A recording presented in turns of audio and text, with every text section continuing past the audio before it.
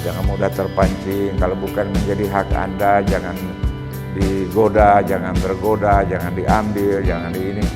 Itu dari honor yang kalian dapat sudah lebih daripada cukup, ya kan? Tidak usahlah mencari-cari yang bukan menjadi hak kalian. Itu pasti akan saya tanamkan.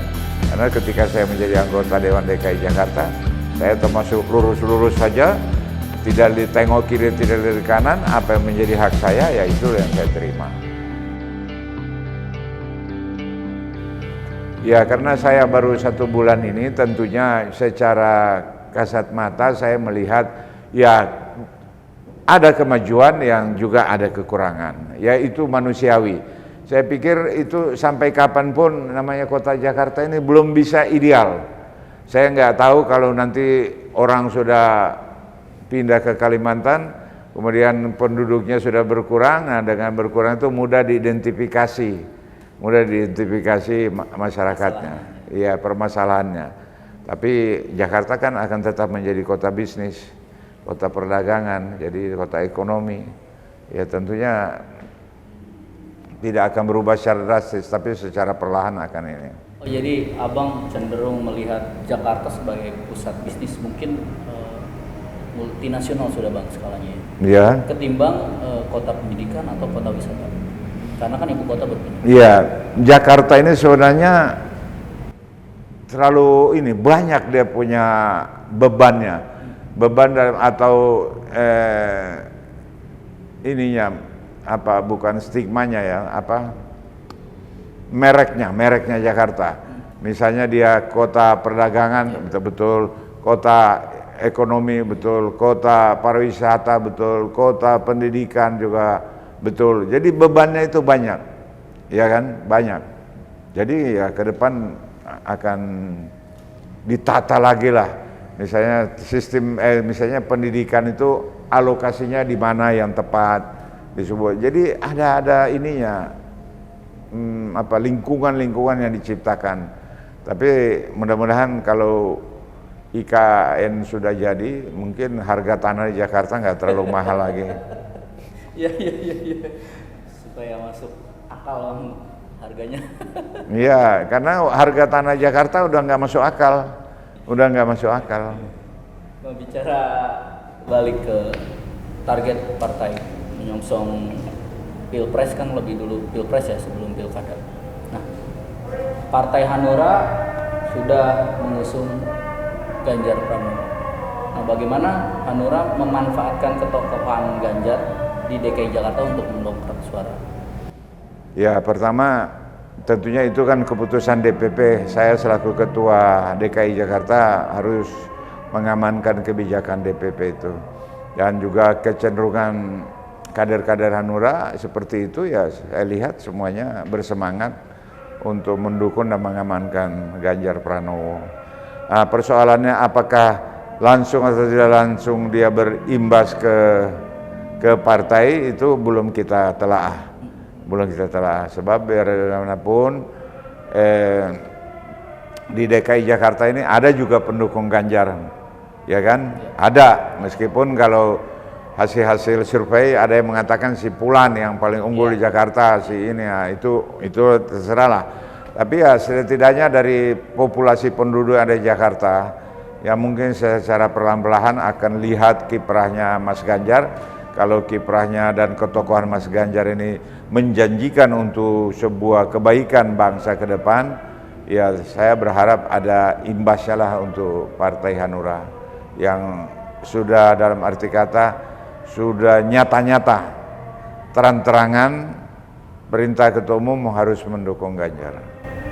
Bila ada anggota yang tidak mengamankan perintah partai, apa saja? Ya begini, kalau anggota yang tidak, artinya dalam tidak ini apa, terang-terangan atau sembunyi-sembunyi. Sebab kalau di TPS kan kita nggak bisa awasi. Kita nggak bisa awasi kalau di TPS, ya kan, gitu. Jadi ya biarkan aja dia berkiprah, ya kan.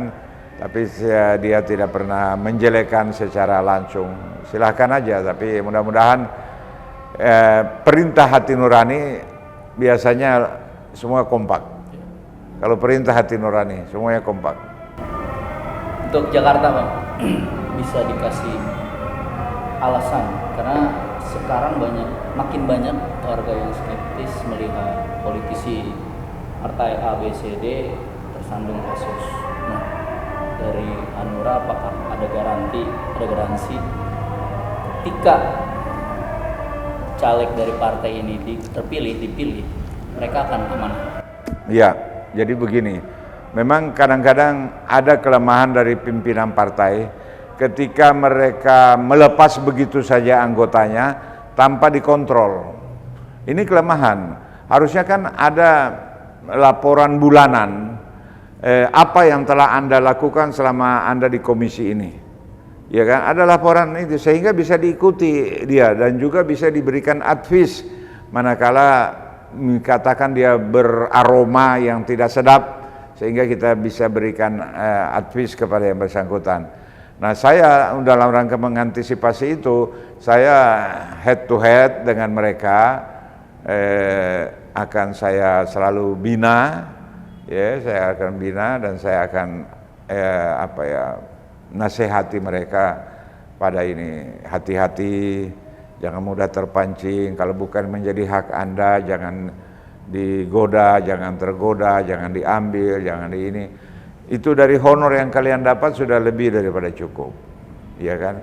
Tidak usahlah mencari-cari yang bukan menjadi hak kalian. Itu pasti akan saya tanamkan. Karena ketika saya menjadi anggota Dewan DKI Jakarta, saya termasuk lurus-lurus saja, tidak ditengok kiri, tidak dari kanan, apa yang menjadi hak saya, ya itu yang saya terima. Karena godaan itu sudah terima sekian, mau cari lagi proyek di sebelah sana. Proyek itulah yang mendatangkan bencana bagi anggota dewan yang dalam tanda kutip serakah, ya, tanda kutip serakah. Andai kata kita hidup yang normal, nggak serakah-serakah, ya insya Allah selamat. Tapi kalau mencari yang bukan hak kita, maka juga ya bisa-bisa masuk di prodeo. Semacam itu. Pak, bicara yang pileg lagi, Pak. Banyak partai yang mengusung atau meminang artis menjadi calegnya dalam rangka untuk mendulang suara. Pak, apa yang dilakukan Hanura dalam kaitannya pileg Jakarta mendatang? Ya, kita tidak terlalu menjadikan syarat. Itu kan tidak ada dalam ketentuan bahwa caleg itu harus artis. Dan ini kan fenomena baru, ya kan? Karena partai politik tidak percaya diri, akhirnya mereka bersandar dari popularitas artis, mencari kursi. Tapi kalau kita percaya diri, ya nggak usah ini. Dan kita ini adalah anak rakyat, anak dari bawah yang bapaknya bukan siapa-siapa, yang ibunya bukan siapa-siapa. Jadi betul-betul anak rakyat, ya semacam Pak Jokowi itu. Jadi anak-anak Hanura ini anak kebanyakan yang datang dari latar belakang, tapi ya dari segi pendidikan alhamdulillah cukup bagus-bagus, ya kan, saya lihat meskipun milenial udah S1, ada yang tingkat terakhir yang ingin menyelesaikan S1-nya dan sebagainya. Ya mudah-mudahan lah akan lebih baik gitu. Jadi Hanura percaya dengan kaderisasi yang dilakukan Kita percaya dengan anak kita sendiri, dengan kader kita sendiri, iya kan? Tidak mengandalkan siapa-siapa, tapi dengan kemampuan dirinya dia akan bisa eksis. Plus minus partai yang tidak percaya tadi merekrut artis itu apa? Oke lah, di satu sisi dia punya tingkat keterkenalan, tapi di sisi lain pasti dia butuh waktu ya untuk menyesuaikan. Karena dia bukan orang partai, dia orang baru. Itu sepengalaman abang gimana? Makanya begini, saya memperhatikan seseorang menjadi anggota dewan, kalau tingkat IQ-nya bagus, itu dalam 1-2 tahun dia sudah bisa adaptasi dengan tugas-tugas kedewanan, karena dia harus membahas buku-buku proyek-proyek yang setebal-tebal ini. Kalau dia nalarnya kurang bagus, dalam tempo 5 tahun dia belum bisa apa-apa. Dia nggak bisa apa-apa. Itu bukan saya omong kosong, itu fakta. Mengapa ada stigma 4D atau 5D, datang, duduk, diam, duit, iya kan? Karena apa? Dia bingung mengapain. Ini, aduh ini bahasnya apa? Saya nggak ngerti.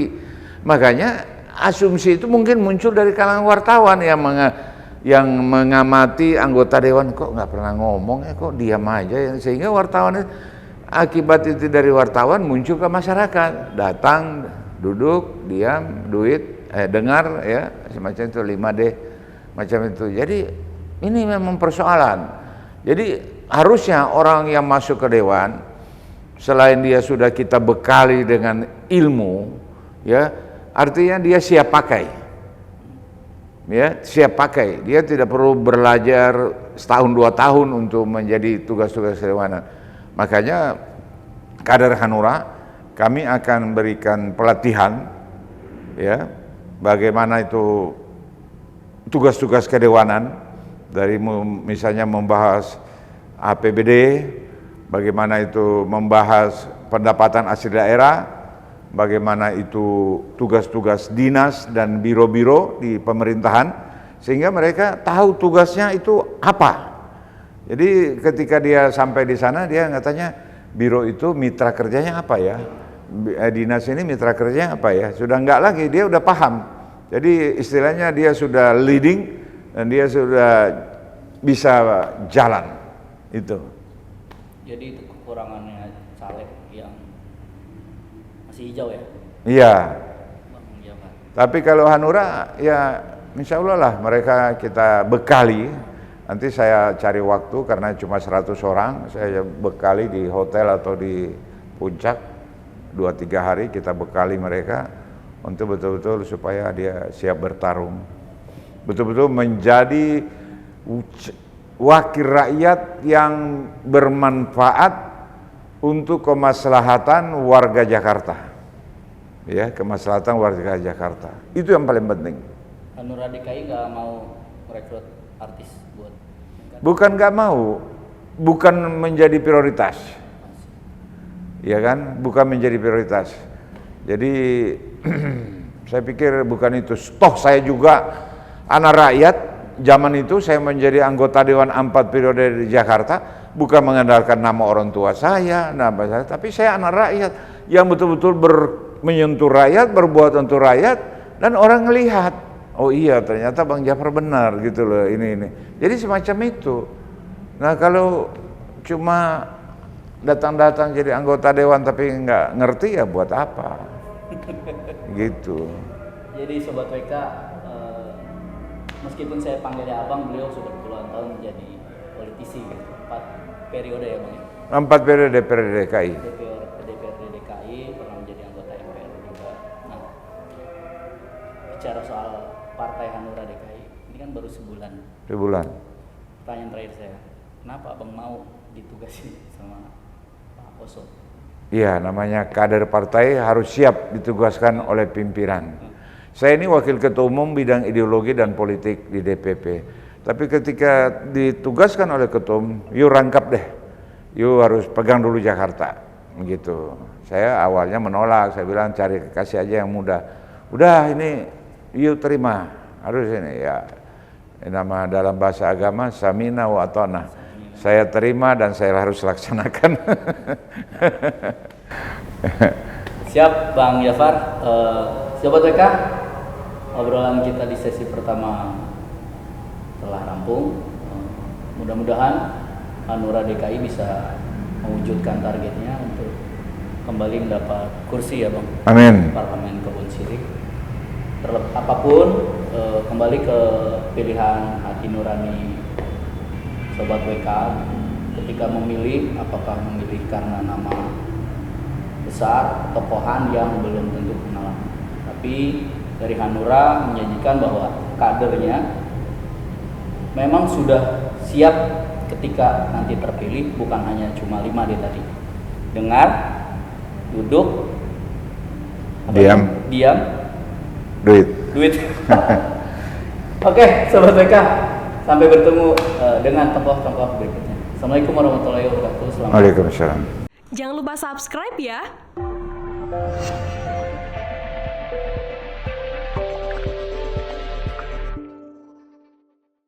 Jangan lupa subscribe ya.